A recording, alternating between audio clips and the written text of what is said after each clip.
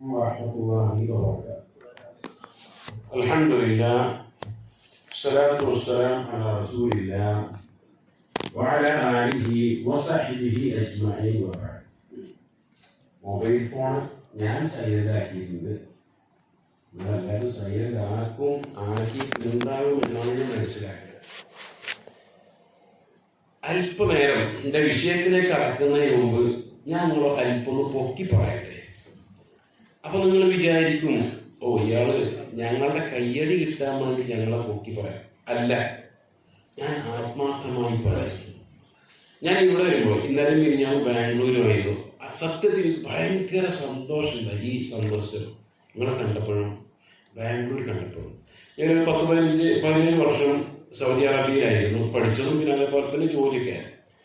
അവിടെ എങ്ങനെയാണ് ആ ഒരു സിസ്റ്റമാണ് സത്യത്തിൽ ഇവിടെയും ഇതേപോലെ ബാംഗ്ലൂരും ഒക്കെ നമ്മളെ മലയാളി സഹോദരങ്ങൾ കാണാൻ സാധിക്കുന്നത്.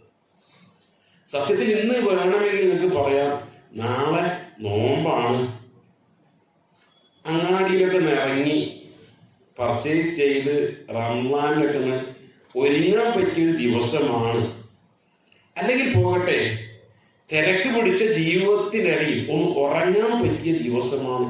ഇതൊക്കെ മാറ്റിവെച്ച് ഇത്രയും വലിയൊരു ഹാളില് നിങ്ങൾ നിറഞ്ഞു എന്നുള്ളത് അത് സത്യത്തിൽ നിങ്ങളുടെ ഒരു നന്മ തന്നെയാണ്. ദീനിനോടുള്ള മഹബത്താണ്. ഞാൻ ബാഹ്യമായിട്ടാണ് പറഞ്ഞത്. ചിലപ്പോ ചില ആളുകൾ അവൻ വിളിച്ചപ്പോ നീ ഇങ്ങനെ പോകാതൊക്കെ അങ്ങനെ നിങ്ങളുടെ മനസ്സിൽ അത് എനിക്കറിയില്ല. പക്ഷെ ബാഹ്യമായി ഞാൻ പറയും. ഇവിടെ നിങ്ങൾ വലിയ അനുഗ്രഹത്തിലാണ്. കാലങ്ങളായി ബഹുമാനായ കുഞ്ഞാലി മദനിയുടെ ഖുർആൻ ക്ലാസ്, അതിൽ പങ്കെടുക്കുന്ന ധാരാളം ആളുകൾ അതിങ്ങനെ ഫലം കണ്ടുവരുന്നു എന്നൊരു തെളിവാണ്. 1 തുടങ്ങി ഇപ്പൊ 4 എത്തി നിൽക്കുന്നു. കുഞ്ഞാലി മദനിക്ക് അതിലപ്പുറം കഴിയില്ലല്ലോ. ഒരു മനുഷ്യനല്ലേ, ഒരു ദിവസം 4 ക്ലാസിന്റെ അപ്പുറം അത് ആരും സത്യത്തിൽ ഏൽക്കാറില്ല. അപ്പൊ നിങ്ങൾ ചെയ്യേണ്ടതെന്നറിയോ, പരമാവധി എവിടെയാണ് ഈ ക്ലാസ് ഉള്ളത് അവിടേക്ക് പരമാവധി ആളുകൾ എത്തിക്കുക. നിങ്ങളെ കൂട്ടത്തിൽ എനിക്ക് പരിചയമുള്ള ആൾക്കാർ വളരെ കുറവാണ്. ഒരു പക്ഷെ ബമ്പിച്ച പണക്കാരുണ്ടാവും, ഉന്നത തസ്തികയിൽ ജോലി ചെയ്യുന്ന ആൾക്കാരുണ്ടാവും, വലിയ കച്ചവടക്കാരുണ്ടാവും, IT മേഖലയിൽ ഉന്നതന്മാരായ ആളുകളുണ്ടാവും, അതേപോലെ തന്നെ നല്ല വിദ്യാസമ്പന്നരായ വിദ്യാർത്ഥികളല്ലാത്തവരുണ്ടാവും. നിങ്ങളുടെ കൂടെയുള്ള ഫാമിലി വലിയ ബംഗ്ലാവും കൊട്ടാരങ്ങളും ഒക്കെ നാട്ടിലുണ്ടെങ്കിലും ഇവിടെയുള്ള ചെറിയ ഫ്ലാറ്റിൽ നിങ്ങളോടൊപ്പം കഴിയുകയാണ്. ഇവിടെ നിങ്ങൾ ജീവിക്കുമ്പോൾ ദീനീ രംഗത്ത് നിങ്ങളുണ്ട്, വിദ്യാഭ്യാസ രംഗത്ത് നിങ്ങളുണ്ട്. അതേപോലെ തന്നെ ഇവിടെ മലയാളികൾക്കും അല്ലാത്തതിൻ്റെ പ്രശ്നം വന്ന് സാമ്പത്തികമായി സഹായിക്കാനുണ്ട്.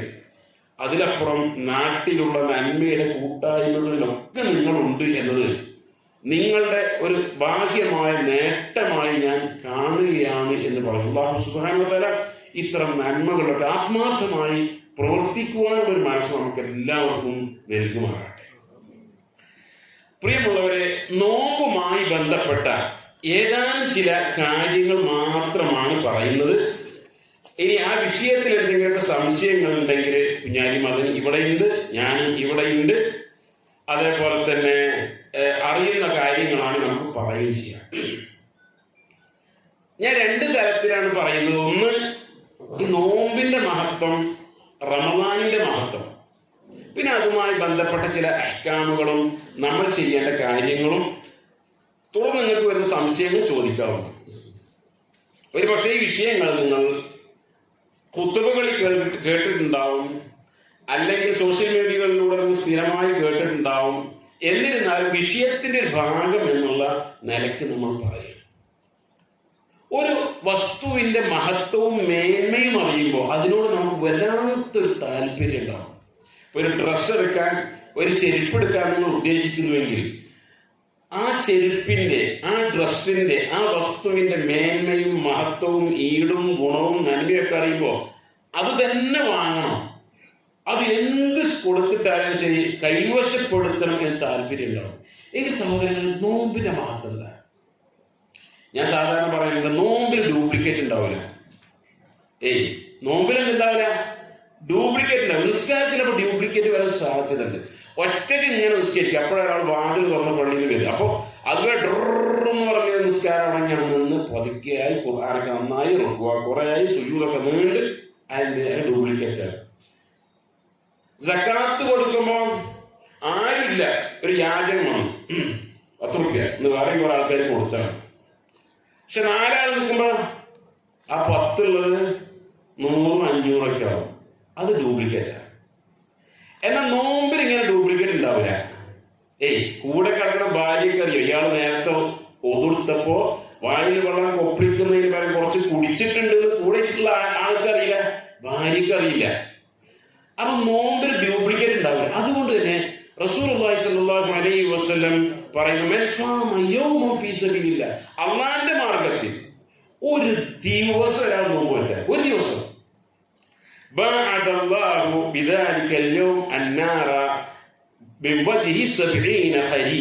അവന്റെ മുഖവും നരകവും 70 വർഷത്തെ ദൂരം ഉണ്ടാവും.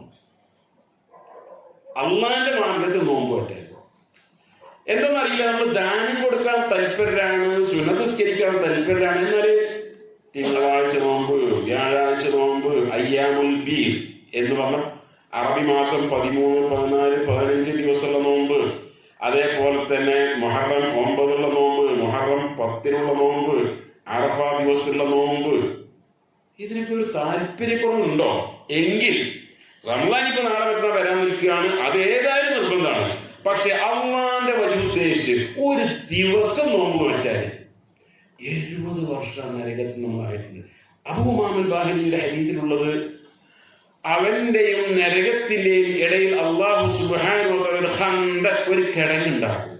ഒരു കിടങ്ങ് ഒരു കുതിരക്ക് ചാടിക്കിടക്കാൻ പറ്റുന്ന കിടങ്ങാണോ നോമ്പുകാരുടെയും നരകത്തിൽ? അല്ല. ആകാശവും ഭൂമിയും തമ്മിൽ എത്ര വിദൂരമാണോ അത്രയും വലിയൊരു കിടങ്ങ് ഇനി അവനും നരവും തമ്മിൽ ഉണ്ടായിരിക്കുമെന്ന്. അതുകൊണ്ട് നോമ്പിന്റെ ഒരു മഹത്വമായി നമ്മൾ മനസ്സിലാക്കണം എന്നാണ് റസൂൽ പറഞ്ഞു. നോമ്പിന് തുല്യമായി മറ്റൊരു ഇബാദത്തുമില്ല. അബൂ ഉമാമ എന്ന് പറയുന്ന സഹാബി, നബി നിങ്ങൾ എനിക്ക് എന്തെങ്കിലും പഠിപ്പിച്ചു തരണം, ഞാൻ അമല് ചെയ്യാൻ വേണ്ടി എനിക്കൊരു അമല് പഠിപ്പിച്ചു തരണം. യാ അബൂ ഉമാമ, നീ നോമ്പ് അനുഷ്ഠിച്ചോ, നോമ്പ് നോറ്റോ? കയ്യും കണക്കുമില്ലാതെ പ്രതിഫലം കിട്ടും, അതിന് തുല്യമായി ഒന്നുമില്ല. ഇതൊക്കെ നോമ്പിന്റെ മഹത്താണ്. വളരെ സുദീർഘമായ ഹദീസിൽ എല്ലാ നോമ്പിന്റെ സമയത്ത് നമ്മൾ കേൾക്കുന്ന ഒരു ഹദീസാണ്. നബി സല്ലല്ലാഹു അലൈഹി വസല്ലം അവിടെ പ്രത്യേകമായി പറഞ്ഞു, ഒരു ഖുദ്സിയ ഹദീസിലൂടെ അല്ലാഹ് പറഞ്ഞിരിക്കുന്നു എന്ന് പറഞ്ഞ ഹദീസിനാണ് ഖുദ്സിയ ഹദീസ്. എന്താ അല്ലാഹു സുബ്ഹാനഹു വ തആല പറഞ്ഞത്? ആദം സന്തതി ചെയ്യുന്ന എല്ലാ പ്രവർത്തകനും അവന് തന്നെയാണ്. നോമ്പ് ഒഴിച്ച് അത് എനിക്കാണ്. അപ്പൊ നിസ്കരിക്കണ ആർക്ക് വേണ്ടിയിട്ടാണ്? അള്ളാഹ്ക്ക് വേണ്ടിയിട്ട്. ഇവിടെ അള്ളാഹ് പറയാ അതൊക്കെ ഓന് വേണ്ടിയിട്ടാണ്. അതേപോലെ തന്നെ ഹജ്ജ് ചെയ്യുന്നത്, സക്കാത്ത് കൊടുക്കുന്ന, വാപ്പാനിമാനി നോക്കുന്നത്, അതൊക്കെ നോമ്പ് എനിക്ക് വേണ്ടിയാണ് എന്ന് പറഞ്ഞാൽ, നമ്മൾ 4 മക്കളുണ്ടെങ്കിലേ നമ്മൾ ഏറ്റവും ഇഷ്ടപ്പെടുന്ന ഒരു കുട്ടി ഉണ്ടാവും. നമ്മൾ ചെറിയ ഓരോ ചെറിയ കുട്ടികളായിരിക്കും. ഓ എന്റെ കുട്ടിയാണ് എന്ന് പറഞ്ഞാൽ ബാക്കിയുള്ളതൊക്കെ പൊട്ടി മുളച്ചതാ? അല്ലല്ലോ. അതിന്റെ ആ കുട്ടീനോട് പ്രത്യേക മഹബത്ത്. ഇതുപോലെ ആദം സന്തതി ചെയ്യുന്ന എല്ലാ അമലും അവന് നോമ്പിരിക്കുകയാണെന്നുള്ള പറയുന്നത് അതിനൊരു പ്രത്യേകമായ പ്രതിഫലം ഉണ്ടായിരിക്കും എന്നാണ്. അതേപോലെ സഹോദരങ്ങളെ, റയ്യാൻ എന്ന സ്വർഗ കവാടത്തിൽ നരകത്തിന് എത്ര വാതിലുണ്ട്? 8. നിങ്ങൾ പറഞ്ഞോട്ടോ, നമുക്ക് ഒരു അടിപൊളി പ്രസംഗമാക്കാൻ ഞാൻ ഉദ്ദേശിക്കുന്നില്ല, നമ്മൾ പഠിക്കുകയല്ലോ. നോമ്പിന് എത്ര വാതിലുണ്ട്? 7 കേട്ടോ. നരകത്തിന് നോമ്പല്ല, നരകത്തിന്. സ്വർഗത്തിനോ 8. ഒന്നധികമാണ്. അതിനൊരു വാതിലിന്റെ പേര് അർ-റയ്യാൻ എന്നാണ്.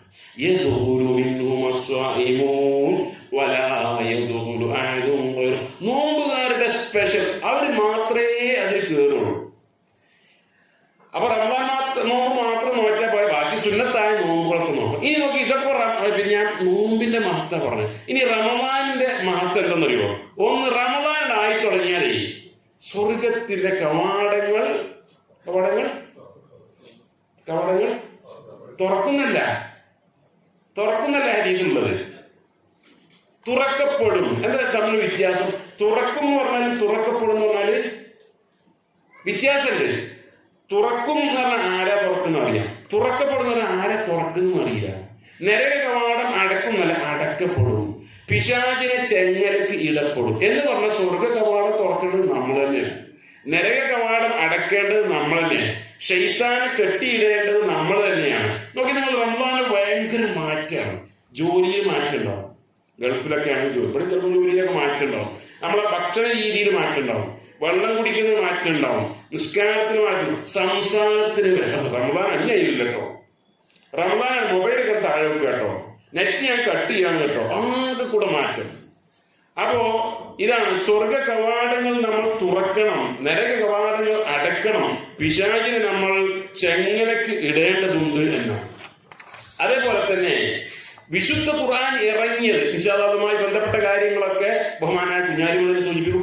ഈ വിശുദ്ധ ഖുർആൻ ഇറങ്ങിയ റമദാൻ മാസത്തിലാണെങ്കിൽ സഹോദരങ്ങളെ, ഈ റമദാനിലെ ഖുർആനുമായി നമ്മളൊരു ബന്ധം ഇല്ല എന്ന് പറഞ്ഞാൽ എന്ത് നോമ്പാണ് നോക്കുന്നത്? എന്ത് റമദാനാണ് നമ്മുടെ ജീവിതത്തിലുള്ളത്?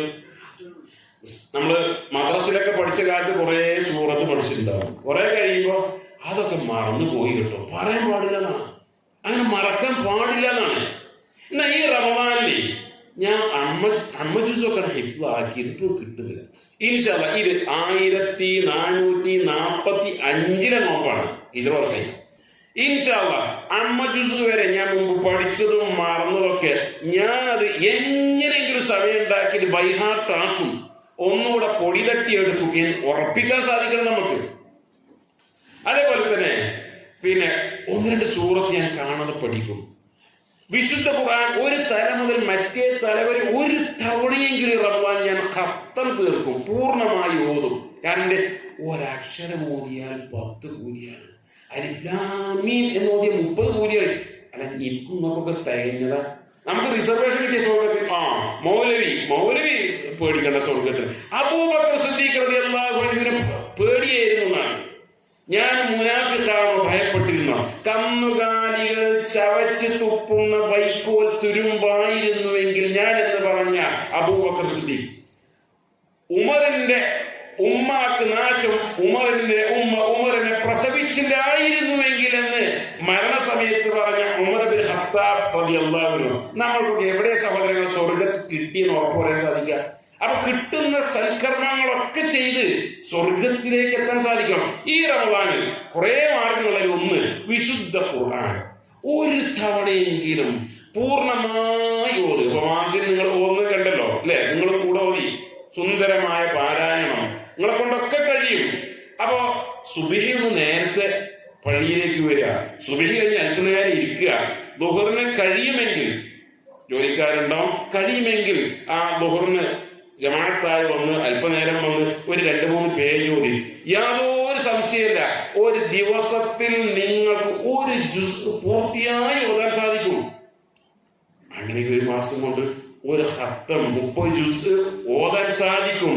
അപ്പൊ ഈ റമദാൻ നമ്മൾ ചെയ്യേണ്ട മറ്റൊരു കാര്യമാണ് ഇത് എന്നാണ്. ഇതൊക്കെ അറിഞ്ഞിട്ടും റമദാനായിട്ട്, ഞാൻ റമദാന്റെ മഹത്വം പറയുമ്പോ അതിന് ഗൗരവത്തോടെ സൂചിപ്പിക്കുകയാണ്. റസൂല പറഞ്ഞു, നാശം എന്ന് റസൂല പറഞ്ഞാല ഒരാൾക്ക് റമദാനായി അതിലൂടെ നേടിയെടുക്കുകയാണ് ലക്ഷ്യങ്ങളൊന്നും നേടിയെടുക്കാതെ റമദാൻ അങ്ങനെ പോയി എങ്കിൽ അവന് നാശമാണ് എന്നാണ് നബി സല്ലല്ലാഹു അലൈഹി വസല്ലം. അവർക്ക് എതിരായി നബി സല്ലല്ലാഹു അലൈഹി വസല്ലം പ്രാർത്ഥിക്കുകയാണ് ചെയ്തത് എന്നാണ്. അപ്പൊ സഹോദരങ്ങളെ, ഞാൻ പറഞ്ഞത് 1 നോമ്പിന്റെ മഹത്വം, 2 റമദാന്റെ മഹത്വം. ഈ റമദാനിന്റെ മഹത്വം അത് മനസ്സിലാക്കി അതിന് നൽകേണ്ട ബാധ്യതകൾ നിർവഹിക്കുവാൻ നമ്മളെ കൊണ്ട് സാധിക്കണം. അതല്ലാതെ അങ്ങനെ എല്ലാ ദിവസവും വരുന്നു, എല്ലാ മാസവും വരുന്നു, അതുപോലെ റമദാൻ വന്നു എന്ന് പറയുന്ന ഹതഭാഗ്യവാന്മാരുടെ കൂട്ടത്തിൽ നമ്മൾ ഉൾപ്പെടാൻ പാടില്ല. ഇനി ചില അഹ്കാമുകൾ നോക്കി, നിങ്ങൾ റമദാന്റെ ചില അഹ്കാമുകൾ ഞാൻ നിങ്ങൾക്ക് മനസ്സിലാകുന്ന രൂപത്തിലാണ് ചില കാര്യങ്ങളൊക്കെ പറയും. 1, റമദാനായത് എങ്ങനെ അറിയാം? റമദാനായി കലണ്ടറിലേക്ക് ഞാൻ നോക്കുക അല്ല, റമദാനായി അത് 2 മാർഗങ്ങളാണ്.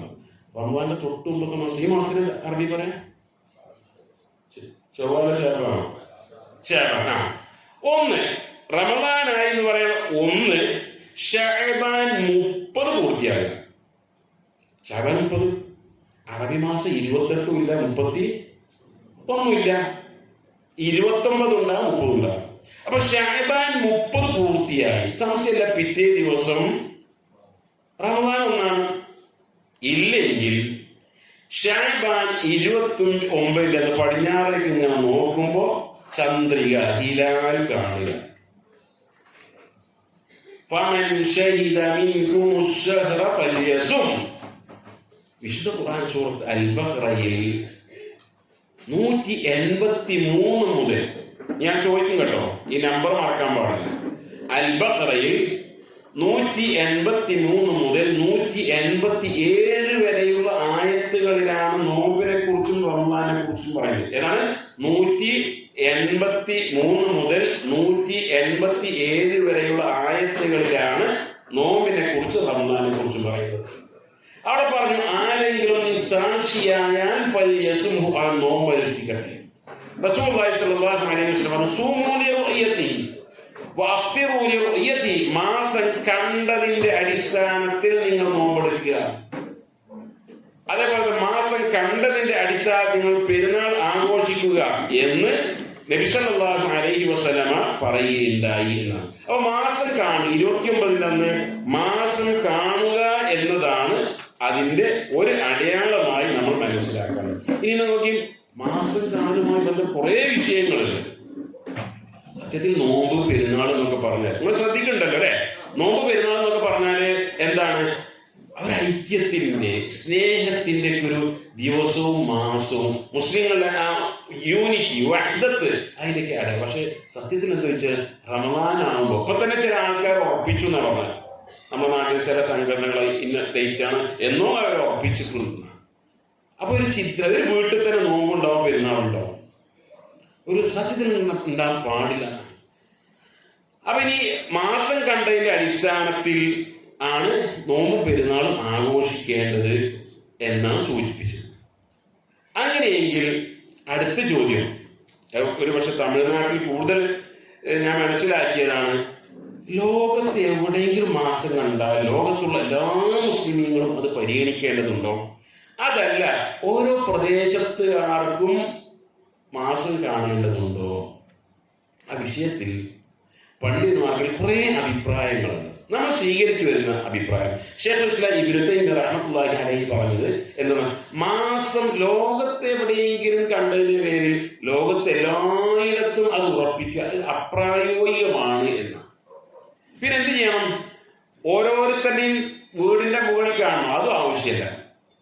ഒരു പ്രദേശം എന്നുണ്ട്. അപ്പൊ ഒരു ഇസ്ലാമിക സൗദി അറേബ്യ ഒരു പക്ഷെ നമ്മുടെ ഇന്ത്യ രാജ്യത്തിന് മൂന്നിലൊന്നിനേക്കാൾ വലിപ്പമുണ്ട്.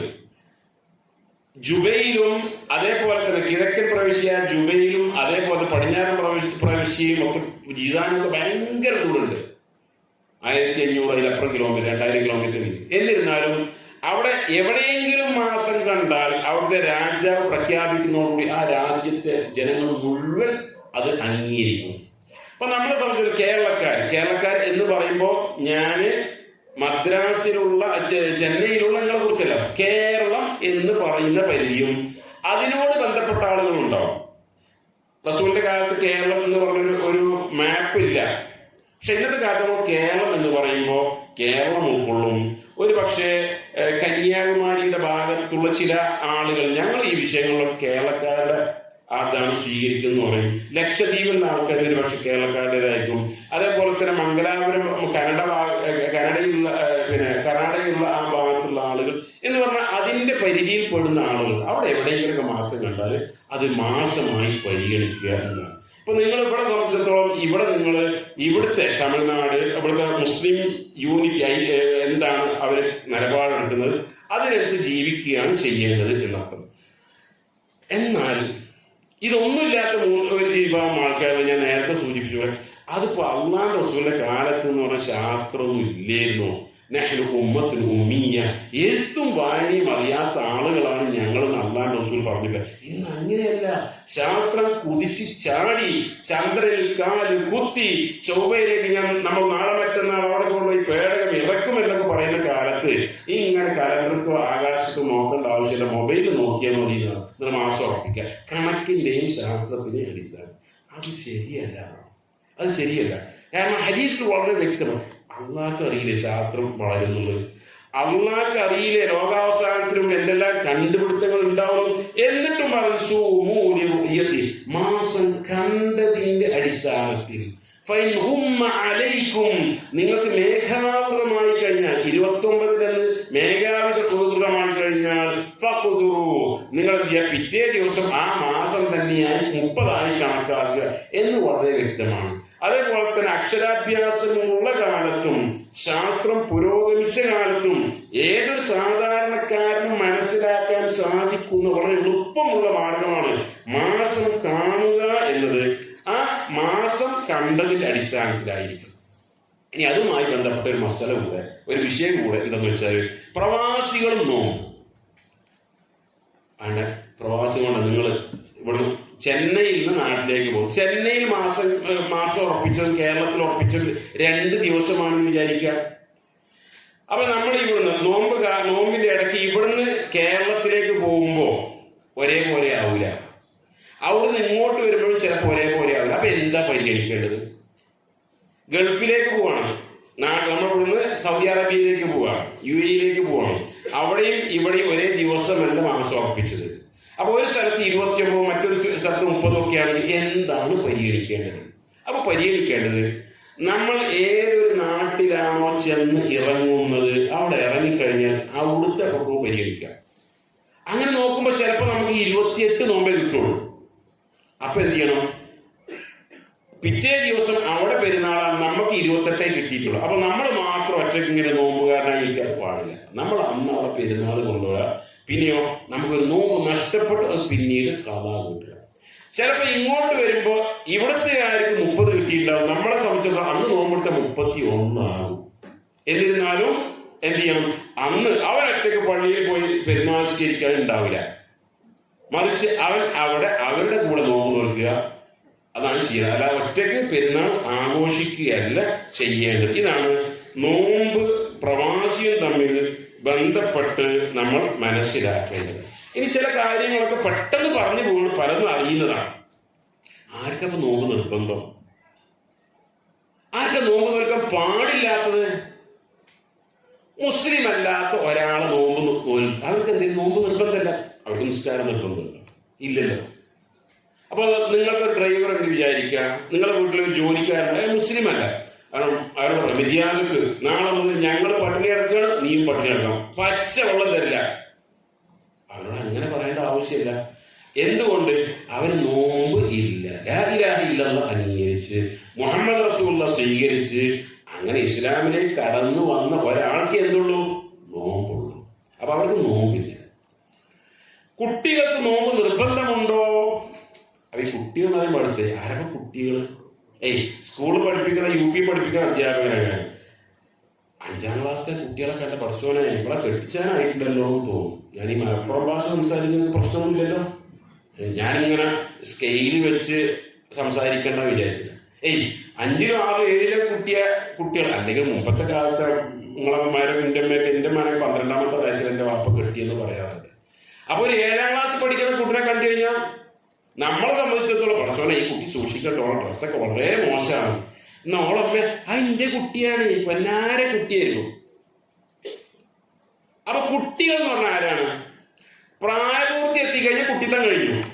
പ്രായപൂർത്തി എത്തിക്കഴിഞ്ഞാൽ കുട്ടിത്തം കഴിഞ്ഞു. അത് ഉമ്മാക്കും വാപ്പാക്കും അവനാന്റെ കുട്ടികളായിരിക്കും, മറ്റുള്ളവർക്ക് കഴുകക്കണ്ണായിരിക്കും, സൂക്ഷിക്കണം ഡ്രസ്സിങ്ങിലും ഒക്കെ.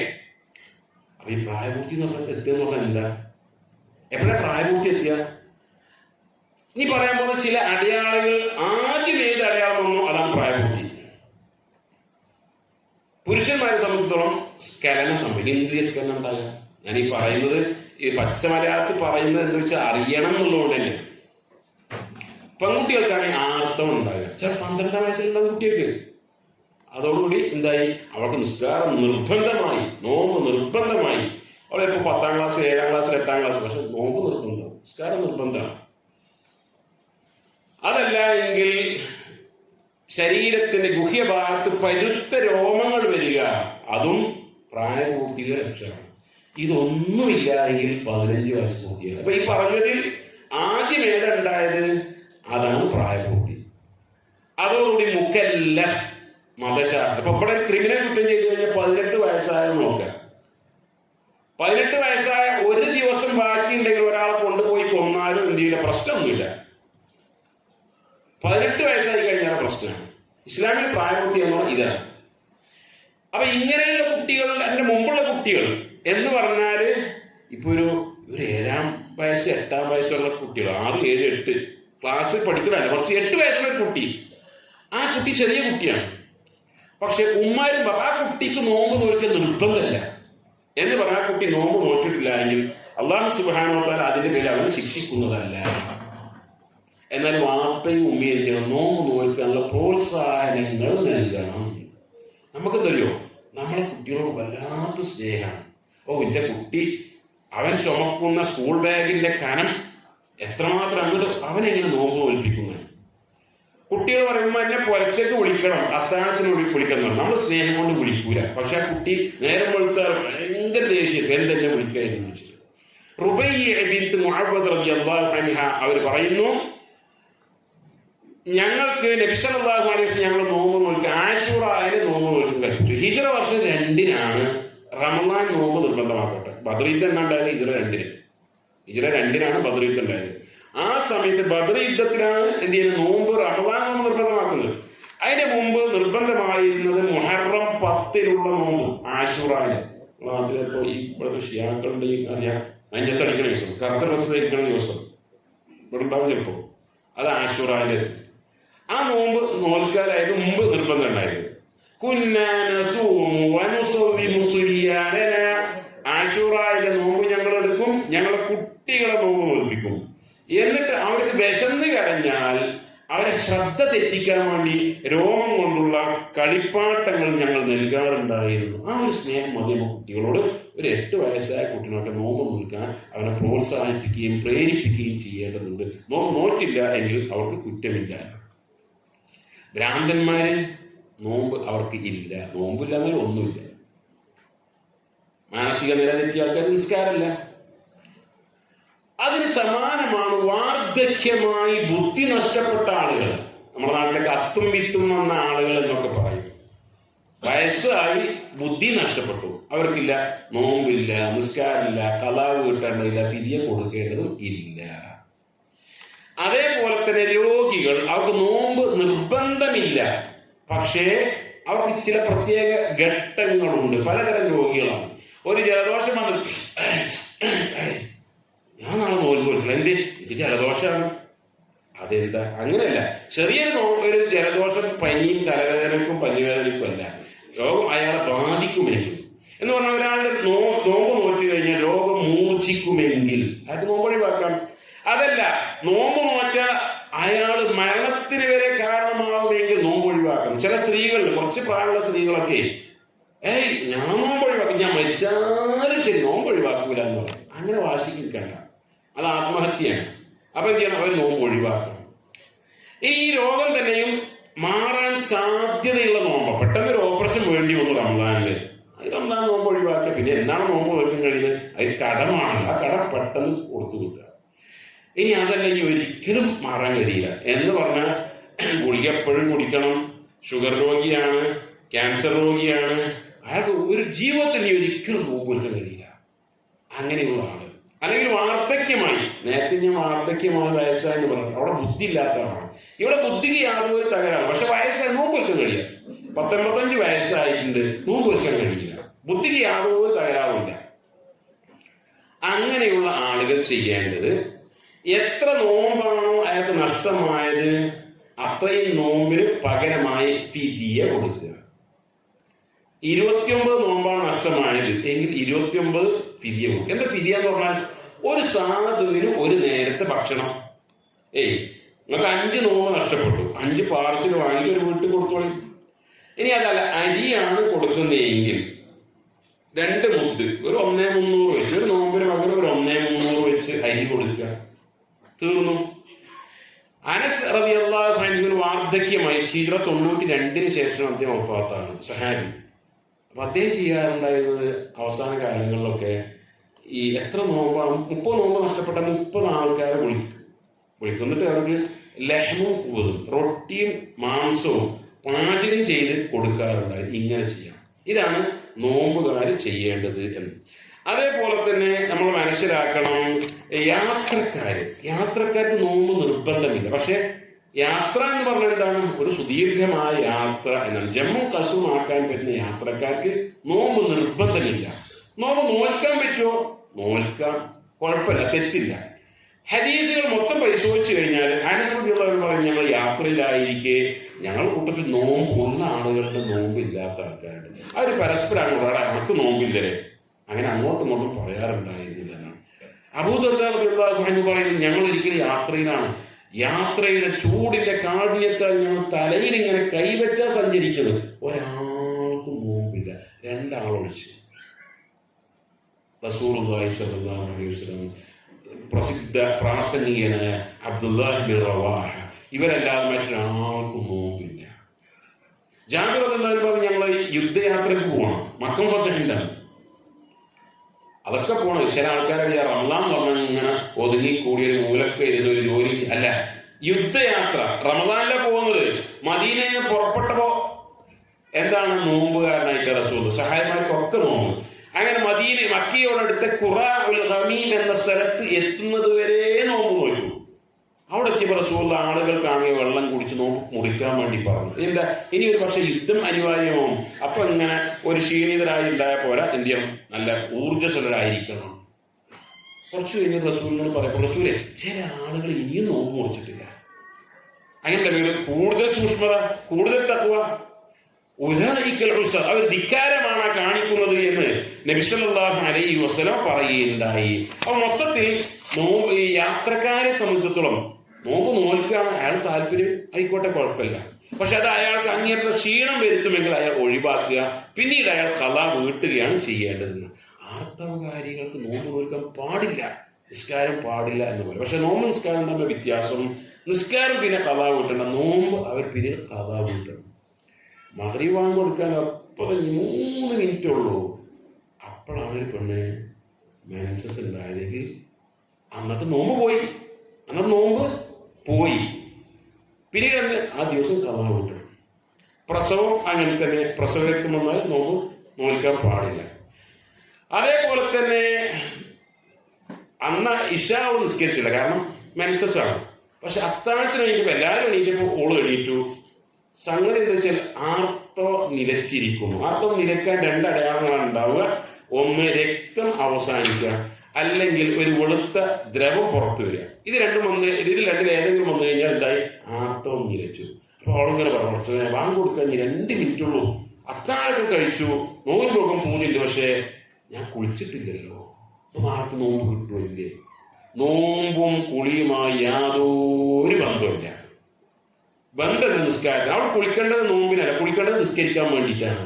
ആയിഷ റളിയല്ലാഹു ചോദിക്കുക, നബി സല്ലല്ലാഹു അലൈഹി വസല്ലം രാത്രിയൊക്കെ എങ്ങനെ? അപ്പൊ റസൂലുള്ളാഹി സ്വല്ലല്ലാഹു അലൈഹി വസല്ലമയെ കുറിച്ച് ആയിഷ റളിയല്ലാഹു പറയാം, നബി സല്ലല്ലാഹു യുസ്ബിഹു ജുനുബൻ ഗൈറ ഇഹ്തിലാമിൻ.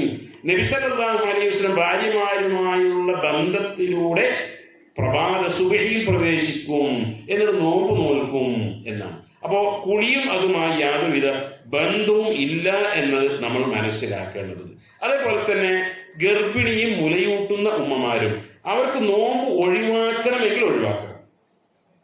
ഒന്നിനും അവർക്ക് തോന്നും എന്നെ കൊണ്ട് കഴിയില്ല, അത് എന്നെ ബാധിക്കും, എൻ്റെ കുഞ്ഞിനെ ബാധിക്കുമെങ്കിൽ അവൾ ഒഴിവാക്കണം. അത് ഡോക്ടർ പറയാം, ഒരിക്കലും നോമ്പ് നോക്കരുത് കേട്ടോ എന്ന് പറഞ്ഞാൽ നോമ്പ് നോക്കരുത്. പിന്നീട് എന്ത് ചെയ്യണം? പിന്നീട് അവൾ നോറ്റ് വീട്ടുകയാണ് ചെയ്യേണ്ടത്. പല ആളുകൾക്കും അതിനുള്ള സംശയം ഇതാണ്, 1 വർഷം ഞാൻ ഗർഭിണിയായിരുന്നു, 2 വർഷം മുലയൂട്ടുകയും ചെയ്തു, 3 കൊല്ലത്തെ നോമ്പിനി എങ്ങനെ വീട്ടും? ഫിദിയ കൊടുത്താൽ പോരെ എന്നാണ്. അവിടെ നമ്മൾ ശ്രദ്ധിക്കേണ്ടതെന്ന് വെച്ചാൽ ഇതിലൊരു താല്പര്യക്കുറവുണ്ടോ നോക്കണം. ഒരു പക്ഷെ ഗർഭിണിയാകുമ്പോൾ ആ വർഷത്തെ നോമ്പ് മുഴുവൻ പോയി എന്ന് വരാം. എന്നാൽ മുലയൂട്ടുന്നൊരുമ്മ ഓളോട് പുതിയാപ്പിള ചോദിക്കുക, അല്ല നമുക്ക് ഊട്ടി പോവല്ലേ? അതിനെന്താ കുഴപ്പം, ഊട്ടി പോകാം, അവിടെ പോവാ, യാതൊരു കുഴപ്പമില്ല. നോമ്പ് കേൾക്കാൻ പറഞ്ഞാൽ ഞാൻ മുലയൂട്ടുന്നവളാണ്. ആഴ്ചയിൽ 1 നോമ്പ് പോയിട്ടൂടെ? ആഴ്ചയിൽ 1 നോമ്പ് അങ്ങനെ ഒരു കൊല്ലം കൊണ്ട് എടുത്തൂടെ? അപ്പൊ ചെറിയൊരു അലസത ഇതിലുണ്ടോ ശ്രദ്ധിക്കേണ്ടതുണ്ട്. എന്തിനായാലും 1-2 കൊല്ലത്തേക്ക് നോമ്പ് ബാക്കിയുണ്ടെങ്കിൽ അവര് എത്രയും പെട്ടെന്ന്, ഒരു കടമാണ്, അള്ളാഹ്ക്ക് കൊടുക്കാനുള്ള കടമാണ്, അത് എത്രയും പെട്ടെന്ന് നോറ്റ് വീട്ടുകയാണ് ചെയ്യേണ്ടത്. അതല്ലാതെ പ്രത്യേകിച്ച് ഫിദിയ കൊടുക്കേണ്ടതില്ല എന്നാണ്. ഇതിലൊക്കെ അഭിപ്രായ വ്യത്യാസവും കാര്യങ്ങളൊക്കെ കർമ്മശാസ്ത്രത്തിൽ ഉണ്ടാവും. ഞാൻ മനസ്സിലാക്കിയ അതിൻ്റെതായ കൗറുറ ഏറ്റവും ശരിയായ രൂപമാണ് ഞാൻ പറയുന്നത്. സഹോദരങ്ങളെ, പിന്നെ നോമ്പിടായി കഴിഞ്ഞപ്പം മാസം കണ്ടു നോമ്പ് ഉറപ്പിച്ചു. പിന്നെ എന്താ നമുക്ക് വേണ്ടതറിയോ? ഒന്നാമത് നീയത്താണ്.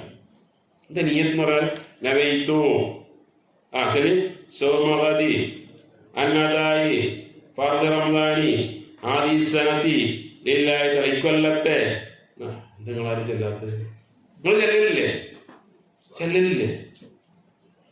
ഇല്ലേ? പണ്ട് ഒപ്പം നിങ്ങൾക്ക് നോമ്പൊന്നും വേണ്ടേ എന്ന് പറഞ്ഞ ആളുകൾ ധാരണ എന്താണെന്നറിയോ? നീയത്ത് എന്ന് പറഞ്ഞാൽ ഇതാ ചെല്ലി പറയും. ഏത് വരെ അറിയോ? നമ്മളെ കുട്ടിക്കാലത്തൊക്കെ അടാ നോൽമ്പില്ല, എനിക്ക് നോൽമ്പില്ല, ഞാൻ നീയത്തൊക്കെ മറന്നു. അപ്പൊ തറാവീന് വന്നില്ല, ഉസ്താദ് ചെല്ലി തന്നില്ലേ? തറാവീന് ഞാൻ വന്നിട്ടില്ല. അത്താഴത്തിന് എണീറ്റോ? എല്ലാരും എണീറ്റു, ഞാനും എണീറ്റു, ചോറൊക്കെ തിന്നു. പക്ഷെ വാപ്പ നീയത്ത് ചെല്ലി തന്നിട്ടില്ല, ഞാൻ ചെല്ലിയിട്ടില്ല. അപ്പൊ ചെല്ലിയിട്ടില്ല, ഈ നീയത്തിന്റെ നോമ്പില്ല. അത് പരമ അബദ്ധമാണ്. നിങ്ങൾക്ക് എന്തെങ്കിലും പ്രയാസം ഞാൻ പ്രയാസം അവിടെ നോട്ടെ, പക്ഷെ ഞാൻ പറയാം അതല്ല നീയത്ത്.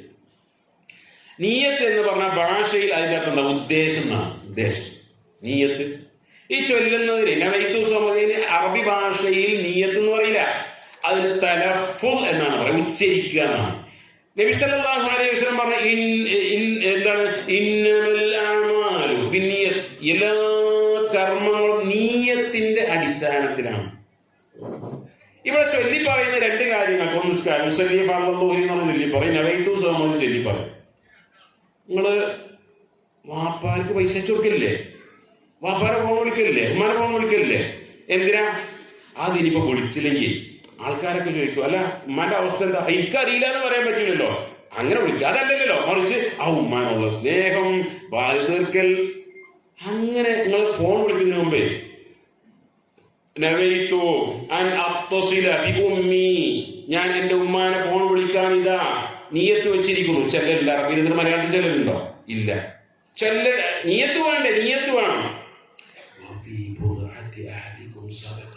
നിങ്ങൾ നിങ്ങളുടെ ഭാര്യമാരുമായുള്ള ബന്ധം പോലും സദഖയാണ്.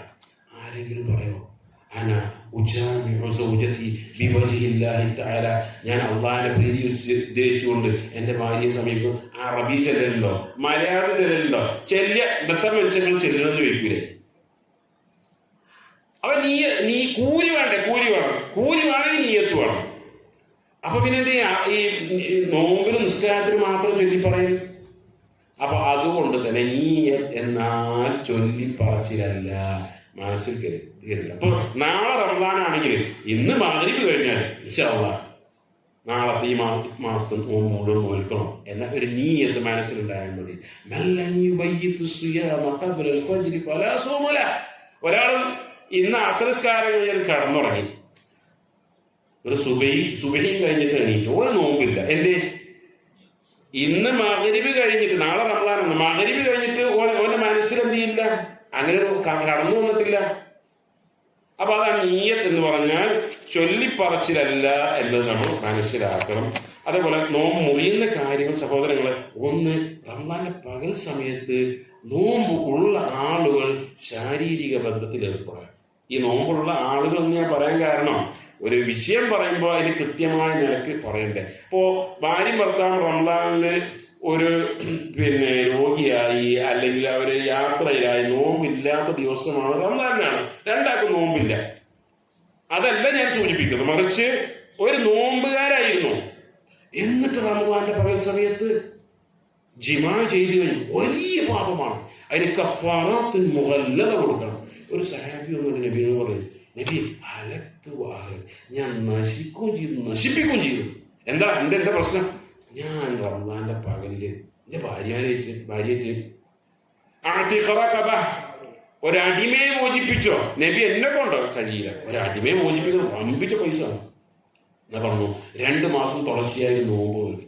ഞാനോ ഈ റമദാനിൽ തന്നെ എനിക്ക് പിടിച്ചിക്കാൻ കഴിയും, 2 മാസം ഞാൻ എന്നെ കൊണ്ട് കഴിയില്ല. എന്നാ 60 പാവപ്പെട്ടവർക്ക് ഭക്ഷണം കൊടുത്തോ? ഈ സാധുവായ നബി എന്നെ കൊണ്ട് കഴിഞ്ഞില്ല, സാധനമില്ല, നീ അവിടെ ഇരിക്കുമെന്ന് പറഞ്ഞു. കുറച്ച് കഴിഞ്ഞപ്പോൾ നബി സല്ലല്ലാഹു അലൈഹി വസല്ലം ഒരു കൊട്ട കാരക്ക കിട്ടി. എവിടെ? അങ്ങോട്ട് വാ. ഇത് മദീനയിലെ ഏറ്റവും പാവപ്പെട്ട 60 ആൾക്കാർ കൊണ്ടുപോയി കൊടുത്തു. പിന്നെ അയാൾ ഇങ്ങനെ നോക്കിയിട്ട് പറഞ്ഞു, മദീന ഞങ്ങളെയൊക്കെ പാവപ്പെട്ടവരോ? അങ്ങനെ ഒരാളില്ല, ഞങ്ങൾ തന്നെ ഉള്ളൂ എന്നാണ്. അപ്പൊ നബി പല്ല് വെളിവാകുന്ന രൂപത്തിൽ ചിരിച്ചു എന്നാണ്. തമാശയാണല്ലോ. നജ്ജു എൻ്റെ കുട്ടികളും തിന്നോന്ന് പറഞ്ഞു. അപ്പോൾ പറഞ്ഞു ഇത് റമദാന്റെ പകൽ സമയത്ത് പാടില്ല, പ്രവാസികളൊക്കെ പ്രത്യേകം ശ്രദ്ധിക്കേണ്ടതാണ്. ഇതിന് സമാനമായി ഒരാൾ അയാളുടെ ഉദ്ദേശത്തോടു കൂടി ഇന്ദ്രിയസ്ഖലനം ഉണ്ടായിക്കഴിഞ്ഞാൽ നോമ്പ് മുറിയും. പറഞ്ഞ കഫാറത്തുകളൊന്നും അതിലില്ലെങ്കിലും നോമ്പ് മുറിയുമെന്നാണ്. എന്നാൽ ഒരാൾക്ക് റമദാന്റെ പകൽ സമയത്ത് സ്വപ്നസ്ഖലനം ഉണ്ടായി വിചാരിക്കാം, അതിങ്ങനെ ഉറങ്ങിയിരുന്നു, അപ്പൊ എന്തൊക്കെയോ കാണാൻ പാടില്ലാത്ത കണ്ട് എന്തുണ്ടായി, അത് അയാൾ നോമ്പിനെ ബാധിക്കുന്നതല്ല, അയാൾ നോമ്പ് പൂർത്തിയാക്കട്ടെ എന്ന്. ഇതേപോലെ തന്നെ മനസ്സറിഞ്ഞുകൊണ്ട് ഭക്ഷണം കഴിക്കുക, മറവിയില്ലാതെ ഒരാൾ അറിഞ്ഞുകൊണ്ട് കഴിക്കുക, അത് നോമ്പ് മുറിയും എന്നാണ്. വെള്ളം കുടിക്കുക, ഭക്ഷണം കഴിക്കുക, അത് അറിഞ്ഞുകൊണ്ടാണ്. എന്നാൽ അറിയാതെ കഴിച്ചാലോ, റമദാന്റെ തുടക്കത്തിലൊക്കെ ചിലപ്പോൾ വെള്ളം കുടിച്ച് അസർ വരെ ഇപ്പൊ പൊട്ടിയല്ലോ, എന്താ പൊട്ടിയത്, ഞാൻ വെള്ളം കുടിച്ചു, അറിയാതെ അല്ലേ, അറിയാതെ കുഴപ്പമില്ല.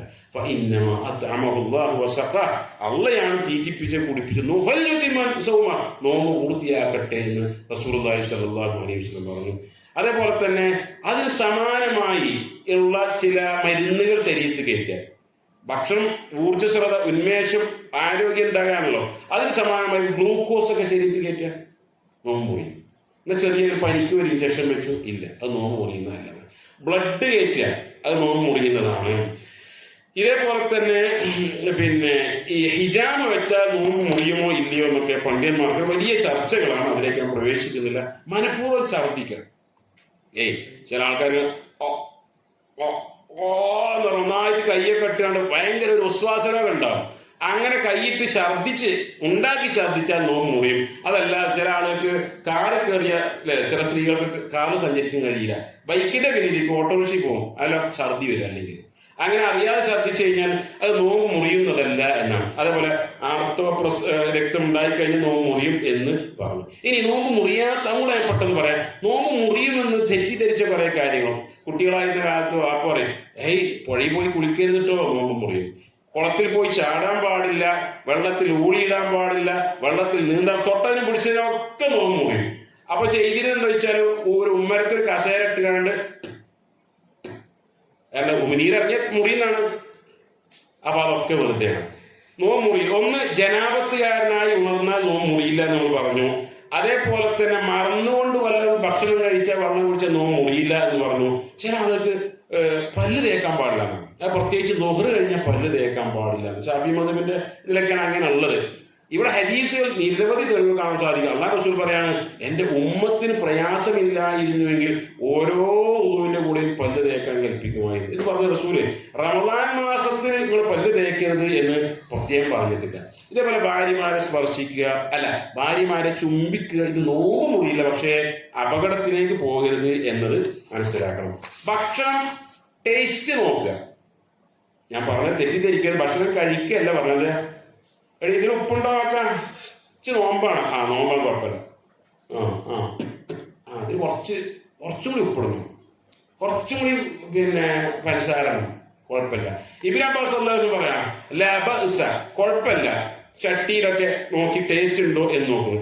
ചില ഉദ്ധരണി ഇമാം ബുഖാരി കൊടുക്കുന്ന ചില ഉദ്ധരണികൾ നോക്കുന്നത് ഇബ്നു ഉമർ റളിയല്ലാഹു അൻഹു വസ്ത്രം നനച്ച് ശരീരത്തിലിട്ടു എന്നാണ്. അപ്പോൾ എസിന്റെ ചോട്ട് പോയിരിക്കുക, AC പള്ളിയിൽ പോയിരിക്കുക നോമ്പ് മുറിയുന്ന കാര്യമല്ല. മഹാനായ ഇമാം ഷാഫി റഹ്മത്തുള്ളാഹി അലൈഹി റൂമിൽ പോയി കുളിച്ചിരുന്നു, നോമ്പുകാരനായിരിക്കെ കുഴപ്പമില്ല എന്ന് പറയുന്നു. അതേപോലെ തന്നെ ഹസൻ ബസീർ റഹ്മത്തുള്ളാഹി അലൈഹി പറഞ്ഞു, വായിൽ വെള്ളം കൊപ്പിച്ചു നോമ്പ് മുറിയുന്ന കാര്യമല്ല എന്നാണ്. ഇബ്നു മസ്ഊദ് റളിയല്ലാഹു അൻഹു നോമ്പുകാരനായിരിക്കെ അത്തർ പൂശി, അതേപോലെ എണ്ണ തേച്ചു, മുടി വാങ്ങുന്നു, നോമ്പ് മുറിയുന്ന പ്രശ്നമില്ല എന്നാണ്. ഇബ്നു സിരീൻ റഹ്മത്തുള്ളാഹി അലൈഹി ഇദ്ദേഹം പറഞ്ഞു, പച്ച അറാക്ക് കൊണ്ട് പല്ല് തേച്ചാൽ കുഴപ്പമില്ല എന്നാണ്. ഇതൊക്കെ ഇമാം ബുഖാരി അവിടുത്തെ സഹീഹ് മുഅല്ലഖായി കൊടുത്ത കാര്യങ്ങളാകുന്നു. അപ്പൊ കുട്ടികൾക്ക് പനി കൂടിക്കഴിഞ്ഞാൽ സപ്പോസിറ്റർ പോലുള്ളതുണ്ടല്ലോ, അത് നോമ്പ് മുറിയുന്നതല്ല. അതേപോലെ ആസ്മ രോഗികൾ അടിക്കുന്ന ഗ്യാസ്, അത് നോമ്പ് മുറിയുന്നതല്ല. ഇതൊന്നും നോമ്പ് മുറിയുന്നതല്ല എന്ന് മനസ്സിലാക്കണം. ഇനി നോമ്പുമായി ബന്ധപ്പെട്ട നമ്മൾ അനുഷ്ഠിക്കേണ്ട കുറെ കാര്യങ്ങളൊക്കെ ഉണ്ട്. അതൊക്കെ ഇൻഷാ അല്ലാഹ് നിങ്ങളുടെ പല സംശയങ്ങളിലൂടെയൊക്കെ നമുക്ക് തീർക്കാവുന്നതാണ്. നോമ്പ് പൊതുവെ മറ്റ് കർമ്മശാസ്ത്ര വിഷയങ്ങളെ പോലെ വലിയ അഭിപ്രായ വ്യത്യാസങ്ങൾ ഉള്ള ഒരു വിഷയമല്ല, മറിച്ച് ഏകദേശം എല്ലാ ആളുകൾക്കും അറിയുന്ന അല്പം ചില കാര്യങ്ങൾ മാത്രമാണ് ആളുകൾക്ക് അറിയാത്ത വിഷയങ്ങൾ ഉണ്ടായിരിക്കുക. എന്ത് തന്നെയായിരുന്നാലും ശരി, ഈ റമദാനിൽ 1445 നാളോ മറ്റന്നാളൊക്കെ വരാനുള്ള നോമ്പിൽ ഒരു കാര്യം ഉറപ്പിക്കുക. എന്ത്? എൻ്റെ ജീവിതത്തിൽ കുറേ റമദാൻ പോയി, അതിലൊന്നും ചെയ്യാൻ കഴിയാത്ത നല്ല നല്ല കാര്യങ്ങൾ പരമാവധി എൻ്റെ മീസാനിൽ കനം തൂക്കുന്ന, ശരീരം കൊണ്ട് ചെയ്യാവുന്ന, നാവ് കൊണ്ട് ചെയ്യാവുന്ന, സമ്പത്ത് കൊണ്ട് ചെയ്യാവുന്ന എന്തെല്ലാം സൽക്കർമ്മങ്ങളുണ്ടോ അതൊക്കെ അതിൻ്റെ പരമാവധി ആത്മാർത്ഥമായി ഇഖ്ലാസോടുകൂടി ഞാൻ ചെയ്യും. അങ്ങനെ ഞാൻ റയ്യാൻ എന്ന സ്വർഗ കവാടത്തിൽ പ്രവേശിക്കും എന്നൊരു നീയത്ത് ഉറപ്പായിരിക്കണം ഉണ്ടാകേണ്ടത്. അള്ളാഹു അനുഗ്രഹിക്കുമാറാകട്ടെ. അസ്സലാമു അലൈക്കും വറഹ്മത്തുള്ളാഹി വബറകാതുഹു.